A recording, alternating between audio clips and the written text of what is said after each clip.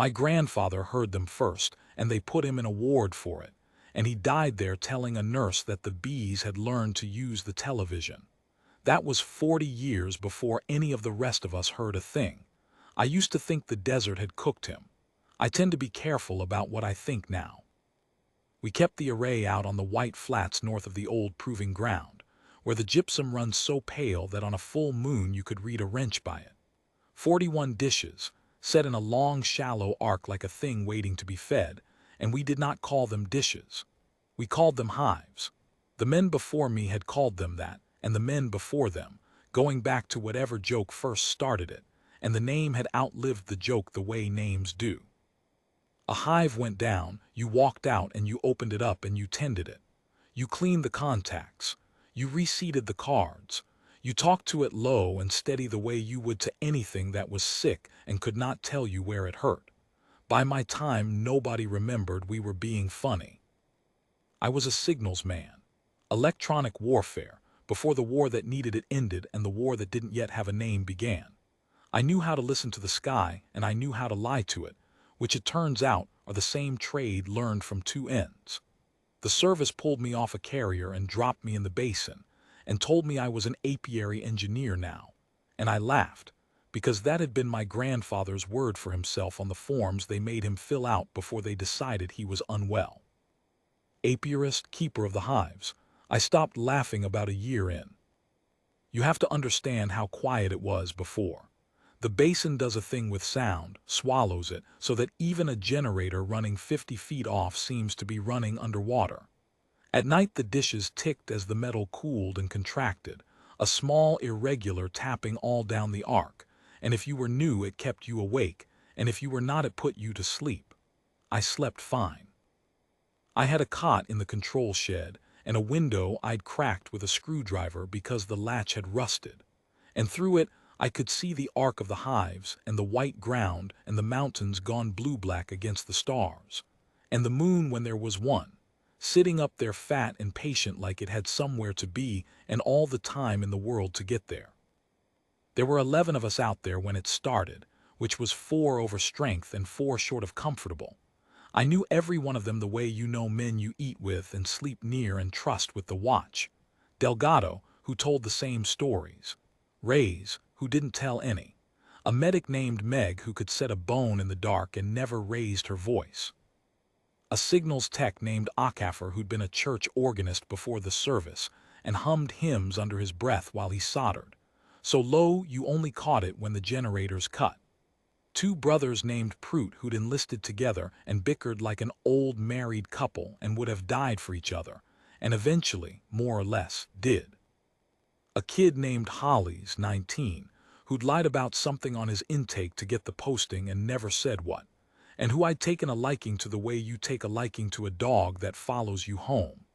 The rest blur now, which I'm ashamed of because they were men and they had names, and I held watch with all of them. And I had my own dead, which mattered later more than I knew at the time. Sarah. 11 years married and then a road in the rain outside Las Cruces and a phone call at a duty desk and a closed casket because of what the guardrail had done. And after that the basin, which I requested, because the basin was the emptiest posting the service had and I wanted to be where there was nothing left to lose. I never told the men about her. I wore the ring on a chain under my shirt and I did not talk about it, and I thought, in the arrogance of a grieving man, that I had put her somewhere safe. I had not. I had only put her somewhere the swarm would eventually find, which is to say, in me, where all our dead are kept waiting. I want to tell this the way it happened and not the way it feels now, looking back, because looking back ruins everything. Looking back, every quiet night was a held breath. But they weren't. They were just quiet nights. We drank bad coffee and we fixed the hives and we filed our logs, and we did not know that 240,000 miles up, something was already finished with the question of whether we mattered and had moved on to the question of when. The first sign was not a sign. It was a man named Delgado walking out into the white at 3 in the morning in his socks. I found his boots by his cot, set neat side by side the way you'd leave them if you meant to come back. I found him a quarter mile out, standing, facing the mountains, not moving. I called his name and he didn't turn. I got close enough to put a hand on his shoulder and he was warm, breathing, his eyes open and wet and reflecting the moon. And when I said his name again, he said, very gently, like he was telling me something kind, "They've got my brother." Delgado's brother had been dead 9 years, drowned off Pensacola. I knew this because Delgado told the story when he drank every time the same way, the same pauses, and I'd stopped really hearing it the way you stop hearing a clock. I got him back to the shed. I sat him down. I gave him coffee and he held the cup and didn't drink it, and after a while he said, "Can you hear it?" And I said no, and he looked at me with such pity that I have never forgotten it. The pity of a man who has been let in on something. He thought I was the one missing out. By dawn he could hear nothing else. By the second night he was gone again, out into the white, and that time he didn't stop walking, and we didn't find him, and the dogs we sent didn't find him. And the drone we put up showed us 9 miles of white ground and his single line of tracks going out and getting fainter where the wind had started to take them and then not getting fainter, just stopping in the middle of nothing, like the desert had taken a breath and drawn him in. After Delgado, we did not sleep right. You'd lie on your cot and listen to the man next to you breathe, and you'd find yourself counting the breaths, waiting for the one that turned into bare feet on cold concrete. Akafor stopped humming. The Prout brothers stopped bickering, which was worse, and started checking on each other in the night, each one pretending he'd only gotten up to use the head. I took to sleeping across the door of the shed with the keys on a cord around my neck, and it didn't help, because you cannot lock a man in against a thing that's already inside him. We were not the only station. I want to be clear about that because for a while each of us thought we were the only station, and that was part of the design, if a thing like that can have a design. The whole continent went quiet at the official level and loud at the level of rumor. People were walking. That was the word that came over the bad radio links before the links went bad for good. People are walking.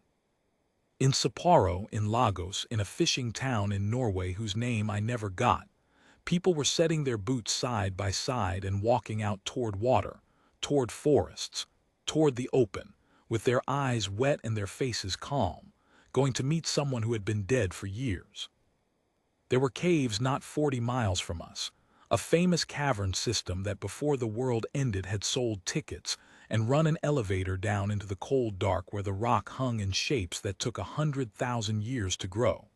The links told us in their last working days that people were walking into the caves, not jumping, not lost.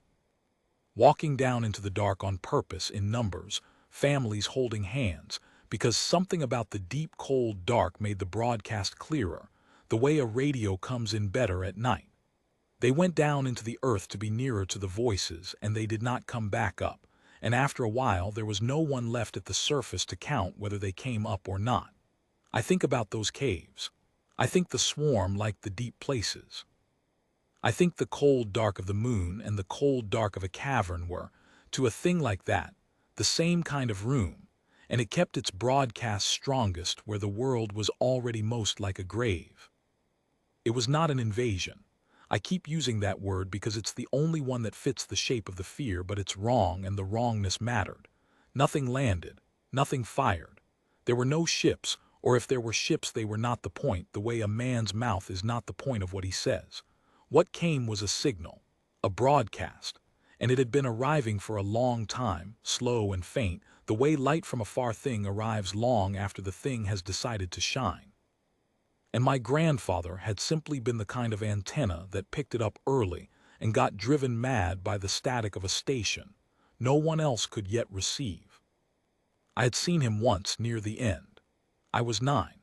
My father drove us up to the ward, 4 hours, not speaking, and left me in a green room that smelled of bleach and cafeteria, while he went to do the paperwork of a son putting his father somewhere.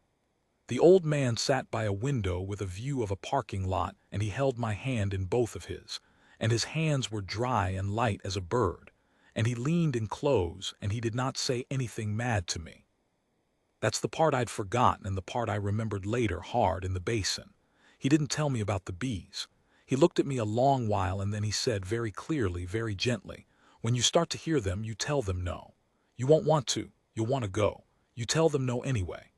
And then my father came back and the old man let go of my hand and turned to the window, and I never saw him again, and I spent 30 years thinking it was the disease talking. It wasn't.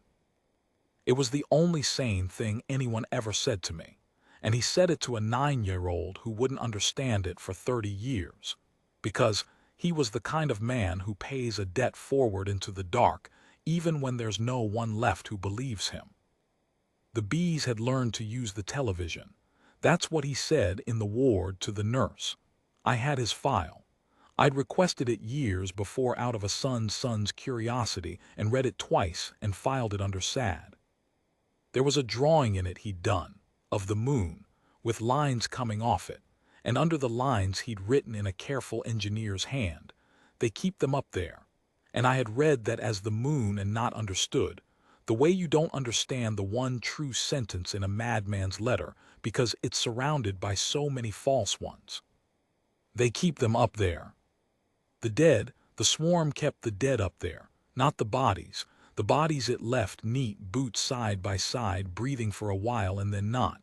What it kept was the rest, the pattern, the voice and the way the voice paused, whatever a mind is when you take the meat away. It collected those the way you'd collect anything, the way a hive collects, and it stored them. And from up there it played them back, not as recordings but as live things, hungry and lonely and calling. And it pointed that broadcast down at us like a hand reaching down through a wall. And it said, in effect, in a language under language, "Your people are here with us and they miss you, and the wall is thinner than you think, and all you have to do is walk." That was the war, a patient voice telling the truth in a way designed to kill you with it. Because the cruelest part, the part I still can't fully hold, is that I think it wasn't lying. I think Delgado's brother was up there in some form. I think the swarm did have him. It was not a trick. It was an offer. And it could not understand, being what it was, why the offer was a crime. The swarm did not think the way we think. I learned this slowly and at cost. It had no individuals. There was no one up there to negotiate with, no captain, no king bee, no mind you could threaten or reason with, because the swarm was a single distributed thing the way weather is a single thing, and asking it to spare you made about as much sense as asking a cold front to. It had moved across the dark for time we have no honest numbers for, finding species the way a tide finds shells, and it had a method, and the method had never failed. It would arrive. It would broadcast. The species would hear its dead and grieve, and the grief would soften them and they would walk in, generation flowing into the archive like water finding its level. And then the world would go quiet and clean and the swarm would move on, carrying everything that had ever mattered about that world stored in a lattice of patient light. And it would think, if it thought, which I am no longer sure of, that it had been kind, that it had saved us. That without it we would simply have ended, scattered, lost, and instead here we all were, preserved together, the living and the dead in one tidy file. It expected gratitude. That's the thing I had the hardest time with. Somewhere in the structure of that signal, under the grief and the calling voices, there was the expectation of gratitude, the bafflement of a thing that has only ever been thanked, arriving at a species that was, for the first time in its long, quiet harvest, beginning to fight. We were bad at fighting it, I'll own that. We were so bad at it for so long that I understand why other worlds, hearing their dead, had simply walked in. There was nothing to shoot. You cannot lay a beaten zone across a feeling. The men wanted a target, and the absence of a target hollowed them faster than any enemy could have. We tried the obvious. We tried to jam the signal, and we found that you cannot jam it, not the way I knew jamming, because it did not arrive in the spectrum I had spent my life policing. It arrived under it. It came in on a band that has no name because we built our radios to ignore it, the band that my grandfather had been built, by some accident of his particular sad brain, to receive. We tried earplugs and the dead spoke through the bone. We tried drugs and the drugs only blurred the wall they were trying not to cross. We tried distance and the broadcast did not care about distance. That was the whole horror of it, that it had reached across the dark itself, and a few hundred miles of mountain meant nothing to a thing like that.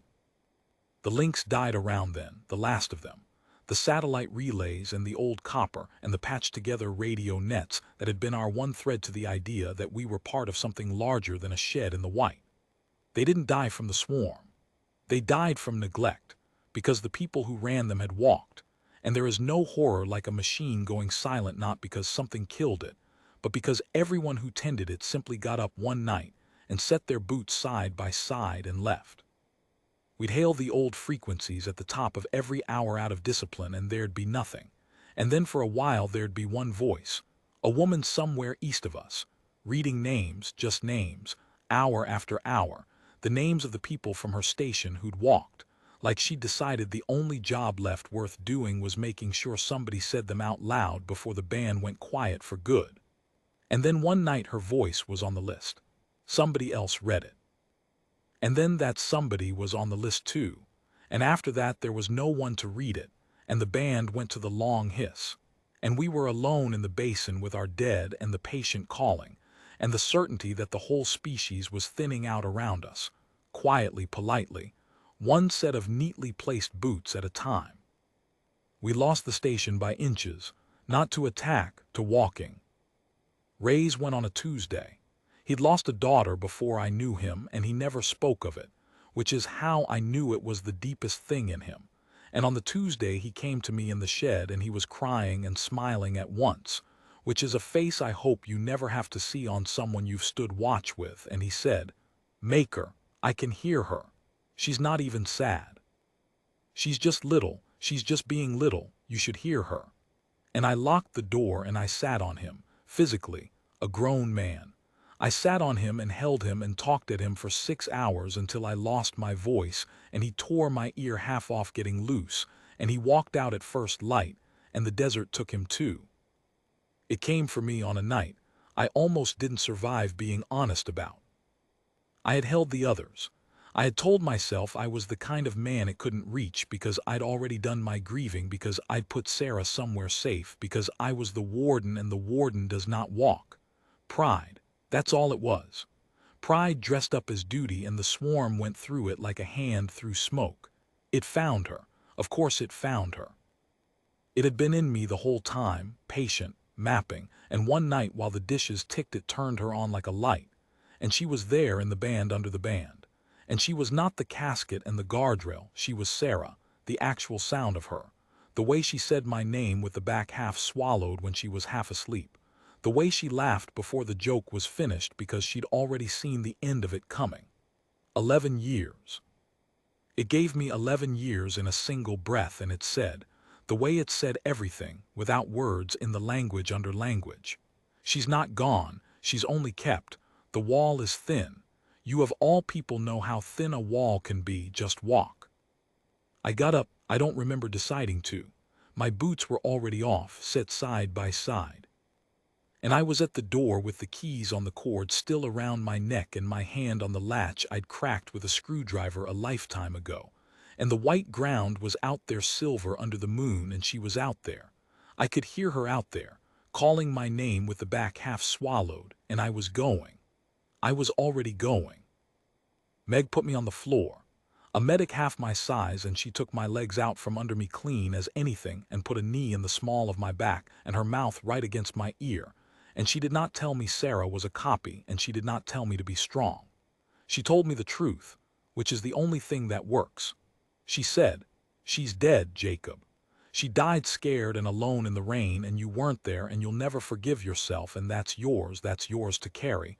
Don't you give it to them. Don't you dare hand them the worst thing that ever happened to you so they can play it back clean." She'd hate that. She'd hate that worse than the guardrail. And I screamed at her, things I won't write. Things a man says when someone stands between him and the only door he wants, and she took all of it and did not move her knee. And I cried for the first time since the duty desk and the phone call, 4 years of it, into the concrete, while my dead wife called my name out of the dark and I did not go. In the morning the calling was still there, but it had lost its grip because I had done the thing the swarm could not account for. I had agreed with it. Yes, she's out there. Yes, the wall is thin. Yes, I want to go more than I have ever wanted anything. And no, the no didn't cancel the wanting. That was what saved me. I'd had it backwards my whole life, thought the no had to kill the wanting first, and it can't, you just carry both, the wanting and the no, all the way to the door and then you don't open it. Meg had been doing it for a year. She'd been carrying her husband and her refusal in the same two hands the whole time, and I'd thought she was strong and she wasn't, she was just honest, which is harder. I started losing men faster than I could hold them, and somewhere in there I understood that holding them was not the answer, could not be the answer because you cannot sit on a species, and that if there was a way through this it would not be found by clamping a hand over the world's mouth. The swarm was patient. We were not allowed to be. Every funeral fed it. Every man who'd ever lost anyone, and that's all of us. That's the whole brutal census. That's every soul that has ever lived. Every one of us was a door it already had a key to. The dead are the one weapon you cannot disarm. We had been carrying them our whole lives, and the swarm had simply noticed. I want to tell you about the old man at the observatory, because he's the one who turned it, even if he never knew, even though by the time I understood what he'd given me he was dead too, though not from walking. His death was small and human and almost a relief, the way an ordinary death had started to seem like a kind of victory. His name was Tombaugh. He ran the optical station up in the mountains, the old domes that had been mapping the sky for 100 years before anything in the sky started mapping us back, and he was 80-some and bent, and he chewed a cold pipe he hadn't lit since his wife made him quit, and he had been watching the moon, not for the swarm. He'd been watching the moon his whole life, the way some men watch a river, with no purpose beyond watching, and that long uselessness turned out to be the most useful thing any of us had. The drive up took 2 hours on a road the desert was reclaiming, switchbacks and washouts, and I made it more than I should have, because the old man was the only person left in my orbit who hadn't lost anyone the swarm could use against him. His wife had been dead 11 years, he told me, and he'd grieved her properly and finished. And when the broadcast tried her on him, he'd felt her come up like a song he half remembered, and he'd said, out loud, alone in his dome, "No, you've got her wrong, she never sounded like that." And the broadcast had let her go, because he'd caught the copy in a flat note. He was the first person I met who'd beaten it, before I understood that beating it was even a category of thing that could happen. And I didn't understand at the time that what protected him was the same thing that would eventually save the rest of us. He knew her too well to be fooled, and the swarm's archive was too clean to fool a man who remembered the dirt. "It's brighter," he told me, the first time I drove up to him for no reason but that I needed to be near someone who wasn't crying. "On the dark side. There's a glow on the dark side now that wasn't there." He showed me his plates, the old glass plates he still used out of stubbornness, decades of them, the moon's dark limb black and clean, and then the new ones the same limb with a faint structured shimmer along it, organized, not random, a lattice, and he tapped it with a yellow fingernail and said, "Something's living up there now. In the cold part. Lots of something." The archive. I knew it the second I saw it. They keep them up there. The dead were not a metaphor, and they were not scattered through some abstract dimension. They were on the moon, in the cold and the dark of it, held in a lattice of light that an old man with 100-year-old glass had been the only one in the world bored and faithful enough to notice. The swarm had a body. A small, specific, located body, sitting in the sky where my grandfather's careful pencil had drawn it 40 years before any of us would believe him. And a body can be reached. That was the first true hope I'd had. It was a terrible hope, the kind that's worse than despair because despair lets you rest, but it was hope. The broadcast came down to us. Therefore there was a channel. Therefore the channel ran both ways because that is how channels are. Therefore whatever the swarm was sending down, we could send something up. The question was what? You don't bring a knife to a thing that lives in light. We had no rocket that would reach it that wasn't already commandeered, And even if we put a warhead on the dark side, I had a sick certainty it wouldn't matter. That the swarm's body up there was no more the swarm than a man's hand is the man. That you could burn the lattice, and the thing would simply rebuild it out of the next world it harvested. You cannot win a war by hurting a thing that does not feel hurt the way you mean it. I'd learned that down in the basin, sitting on rays. You have to find what it can't stand. And to find that you have to understand it, and to understand it you have to stop being afraid of it long enough to look. So I looked. I went into the signal on purpose. My grandfather's notebooks were in a footlocker the service had let me keep out of some bureaucratic mercy, and I'd never had the stomach to read them straight through, because they were a map of a mind coming apart, and the man was my blood. But I read them now, all of them, by lantern, while the dishes ticked, and another man walked off into the dark and I let him go, because I had finally understood that I had to spend the deaths I had left on something other than grief. And in among the madness, and there was real madness in there, pages of it, the bees, always the bees, the television, the discovery. In among it was the work of a serious engineer who had been receiving the swarm's broadcast for years before it grew strong enough to take anyone, and who had done the thing no one else got the chance to do. He had studied it while it was still faint. He had listened to the station while it was tuning up. And he had written in the careful hand this: they do not understand grief. They think it is a homing signal. They think it points us to them. They cannot tell that it also points us away. There were other lines. He'd filled 40 years of pages, and most of it was the static of a man coming apart, but threaded through it like a wire in a wall was the work. They keep the song and lose the singing he'd written decades before I'd think the same words in my own head and believe they were mine. And the hive cannot hold a contradiction. It files. A file cannot disagree with itself. And near the end, in a hand gone shakier, the letters fighting him, feed it the part that won't resolve. Feed it the love that hates. They have never tasted it. It will not go down.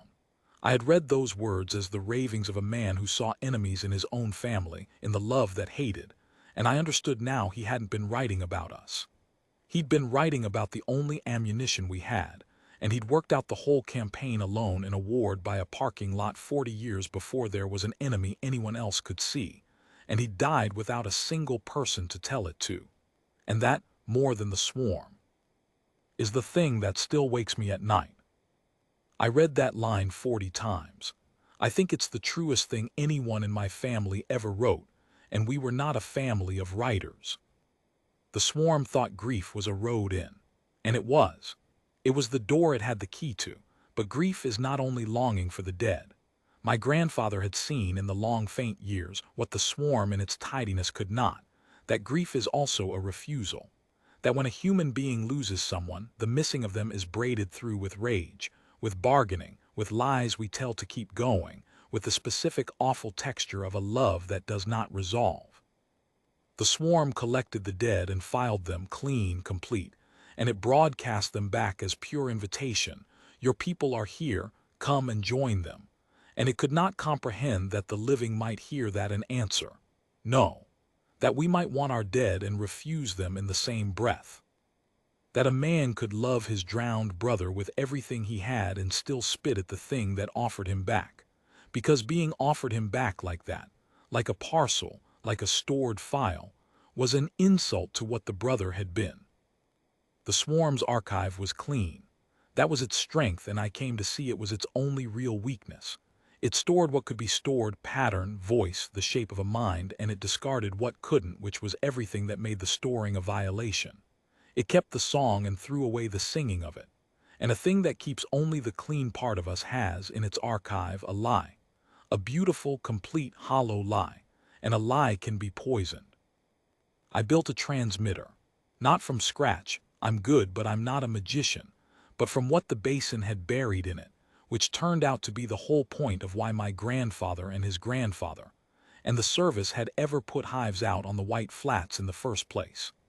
There was infrastructure under that ground older than the war and older than me, from the days when this desert was where the country went to test the unthinkable. There was a tower out at the old test site, the gantry where they'd hung the first device, decades dead, picked clean. a skeleton standing in the white like a thing that had been struck and not fallen. And there was, buried beneath it, more than a skeleton.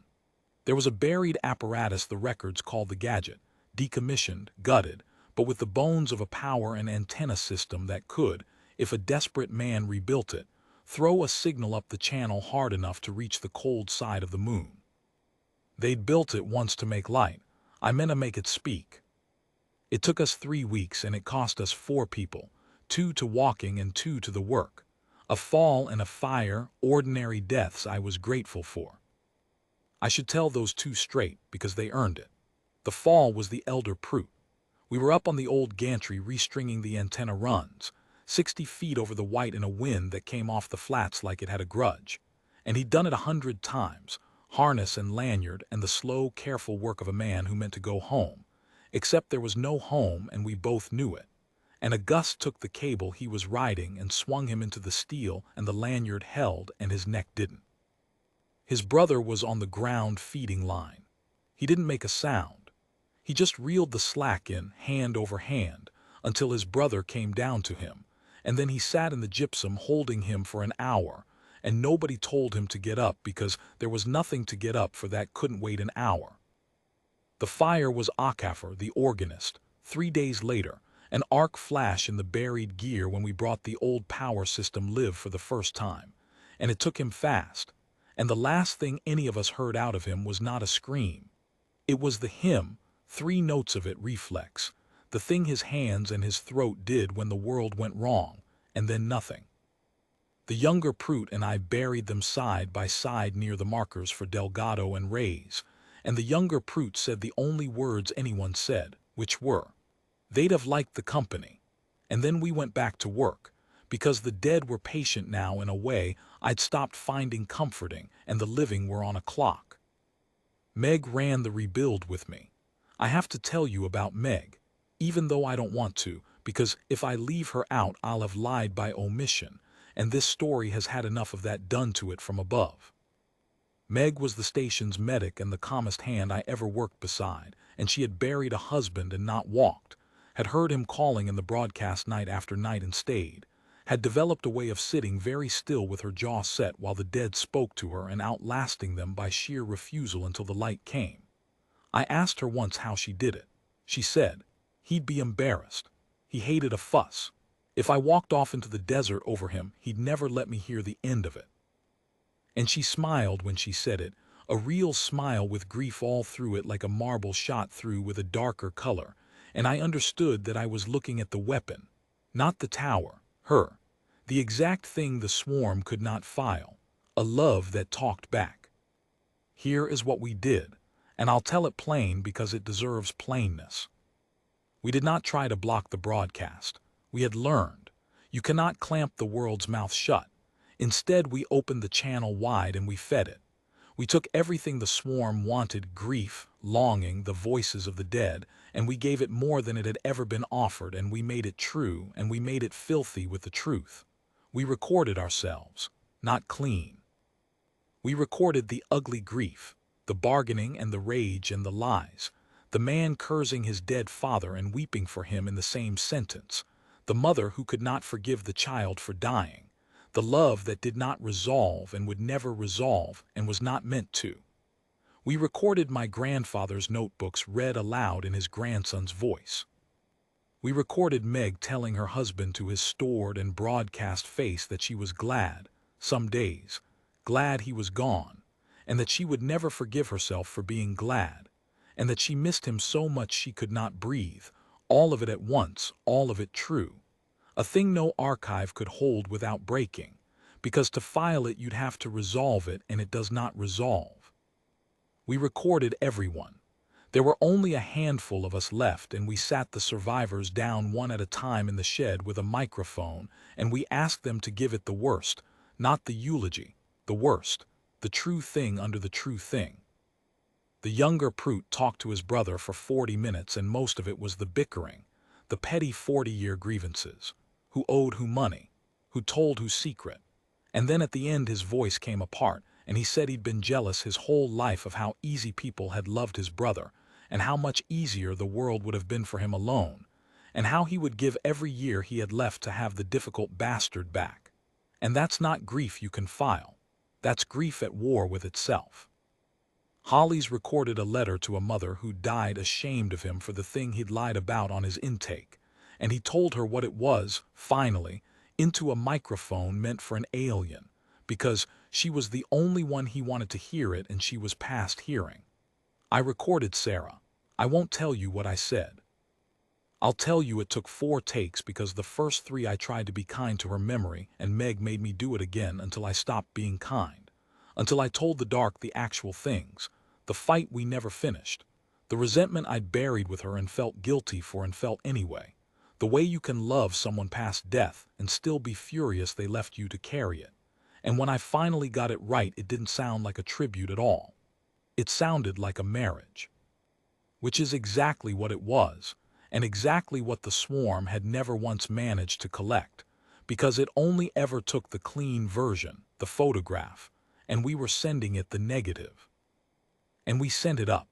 The tower threw it at the cold side of the moon, up the channel the swarm had so kindly opened, a flood of the one substance it could not store, the living truth of what the dead are to us, the version with all the contradiction left in. We did not try to destroy the archive. We tried to make it incoherent. We tried to make it remember us the way we actually are. I want to put the night itself down plainly, because it was the last thing we all did together and they deserved to be in it. There were 5 of us by then. We ran the old power system up slow, watching the gauges the way you watch a sick man's chest, and the buried gear that had once been built to make a light brighter than the sun woke up under us with a hum I felt in my fillings. The tower out at the test site stood black against the stars, the skeleton that hadn't fallen. And now it had a purpose again, a worse one and a better one. Meg ran the medical kit she wouldn't need, and the younger Prout ran the line, and Hollis sat with his hands flat on the console like he could hold it together by touch, and I keyed the transmit. The whole desert seemed to lean. The dishes down the arc, the 41 hives, lit their status lamps one after another down the line like something coming awake. And the recording went up. All our worst and truest things braided into one signal and flung 240,000 miles at a thing that had never in the long history of its harvest been told the truth about what it was taking. I keyed it and I held it open and I did not let go, and for a long minute nothing happened, and I thought, the way you do, that we had built a tower out of a skeleton and a dead man's notebooks for nothing. Then the broadcast changed. For the first time since Delgado set his boots side by side, it broke rhythm. The patient calling voice stuttered. Out across the basin, 3 men who had been mid-walk, halfway to the desert, stopped and stood and turned around and came back blinking like men coming up out of deep water, and one of them a kid named Hollis 19, who'd been walking toward a mother dead of cancer, sat down in the white and put his face in his hands and said, "It's wrong. The voice is wrong now. It doesn't sound like her. It sounds like it's trying to sound like her and it can't." And I understood we had done it. We had poured enough true grief into the lattice that the swarm's clean copies had started to come apart, because a clean copy held next to the real thing reveals itself as a copy, and the swarm had nothing real to hold its copies against until we sent it some. It is one thing to fool the living with a stored voice. It is another to keep the lie intact when the living are shouting the truth straight up your own channel. Tombaw's domes showed us the rest, before the old man's heart gave out a week later in his sleep, which is a thing I have decided to be glad of. The lattice on the dark side of the moon, the cold structured glow, began to lose its order. The shimmer that had been organized went ragged. Whatever the swarm had built up there to hold us in was failing to hold, the way a file fails when you feed it data it cannot parse, and somewhere in the structure of the broadcast I heard, "I will swear to this, instruments be damned." I heard the swarm reach the bafflement I'd felt in it from the start, the bafflement of a thing that has only ever been thanked, except now it was not bafflement at being fought. It was bafflement at being misunderstood. Because the swarm, in its way and the only way it had loved us. It had wanted to save us. It had crossed the unspeakable dark to keep us from being lost, and it could not understand, even now, even as we tore its archive apart with our refusal, why we would rather be lost than kept. It thought it was being kind. We were teaching it, finally, fatally, that we did not want its kindness, that we would take our chances with oblivion over its tidy preservation, that a human being would rather lose his dead forever than have them held cheap. And it left. I won't dress it up. It didn't die. I don't think it could die any more than weather can. The lattice came apart on the cold side of the moon, and the broadcast faded, not all at once but over weeks, like a station going off the air at the end of a long night, the calling voices growing thin and then ragged and then just gone. And one morning Tombaw's domes, run by his assistant now, the old man a week in the ground, showed the dark side of the moon dark again, plain and cold and empty, the way it had been before any of us were born. The swarm had folded its body and gone, back out across the dark to find some other shell, some other world that would hear its dead and grieve and walk in, on schedule, the way every world had until ours. I think about that other world sometimes. I think about it more than is good for me. Somewhere out there is a people who haven't heard it yet, who are living their quiet nights not knowing their held breaths, and the swarm is coming to them carrying everything it learned from us.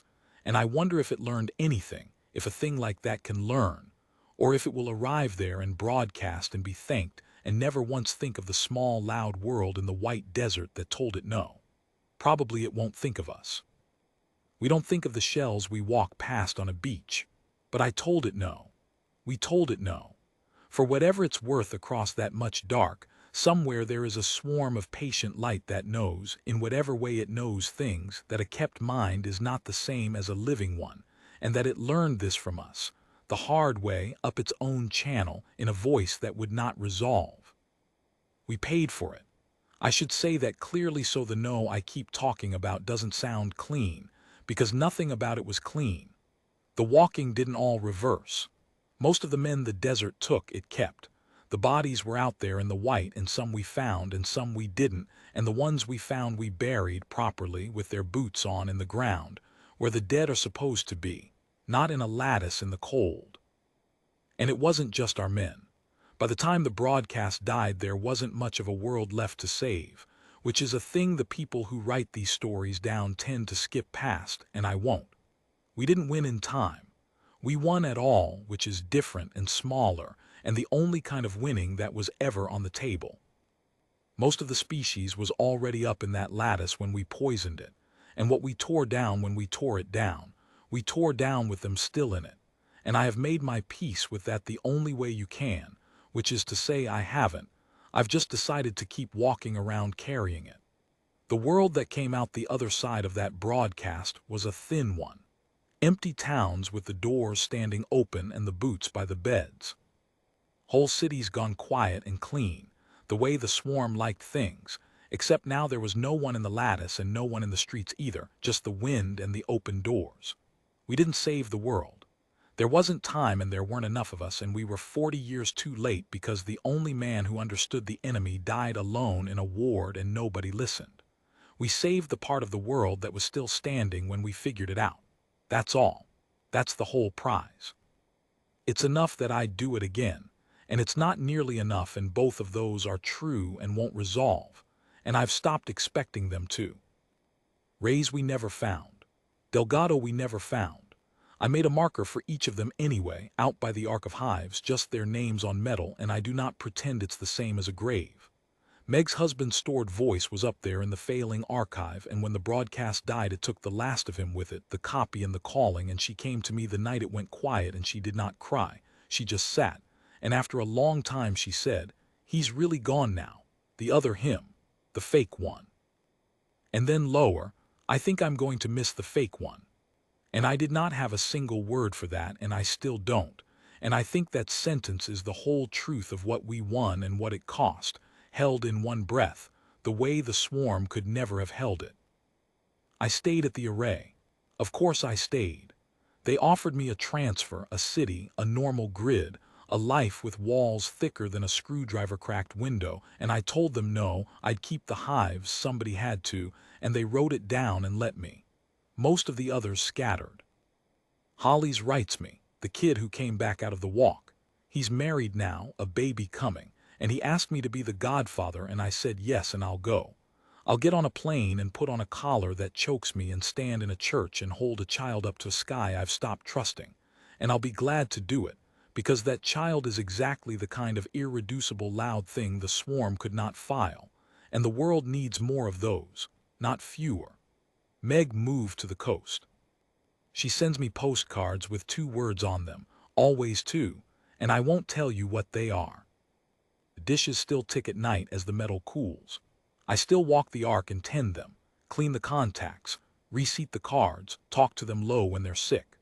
The broadcast is gone, but I keep them tuned anyway, listening to the empty band my grandfather was born to hear, the band under the band, and most nights there's nothing, just the hiss of a universe minding its own business. And I find I can sleep on it now the way I never could on the silence before, because I know what a real silence is worth. He wasn't crazy. I want that on the record somewhere, even if the record is only this. James Maker, my grandfather, who died in a ward telling a nurse the bees had learned the television, who drew the moon with lines coming off it and wrote they keep them up there in a careful engineer's hand 40 years early. He wasn't crazy. He was just the first antenna, tuned too fine for his own piece, picking up a station the rest of us couldn't yet receive, and going to pieces alone in the static because no one would sit with him in it. I've got his notebooks in the footlocker still. Some nights I read them, not for the engineering anymore, I've got that by heart, but for the man, for the sound of a mind that heard the truth too early and held it as long as he could and then couldn't. And I sit with him in it now, the way nobody did then, and I tell him out loud into the empty band that I heard it too, and that we said no, and that it left. I don't know if anything carries on that band anymore.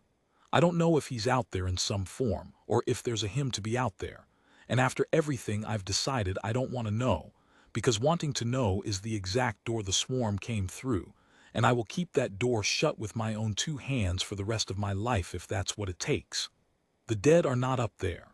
Whatever was up there, we tore it down, and I would tear it down again. The dead are in the ground out by the hives with their names on metal, and they're in me, loud and unresolved in mine, and that's where they'll stay. Sometimes late, when the dishes tick and the gypsum goes silver, I look up at the moon, plain and dark on its far side the way it's supposed to be, and I think about how an old man with 100-year-old glass was the only one faithful enough to catch them, and how a madman with a pencil drew the answer 40 years before the question, and how a calm woman with a marble of grief inside her was the weapon that all our towers only delivered. We didn't beat it with a bigger gun. There was never a gun. We beat it with the one thing it crossed the whole dark to collect and never once understood, the thing it filed clean and broadcast back as bait, not knowing it was holding live ammunition the entire time. It wanted our grief. We gave it ours, all of it, the real kind, with the rage and the lies and the love that doesn't end and doesn't heal and doesn't ever, God help us, resolve. Turns out that's not a homing signal. Turns out it points us away.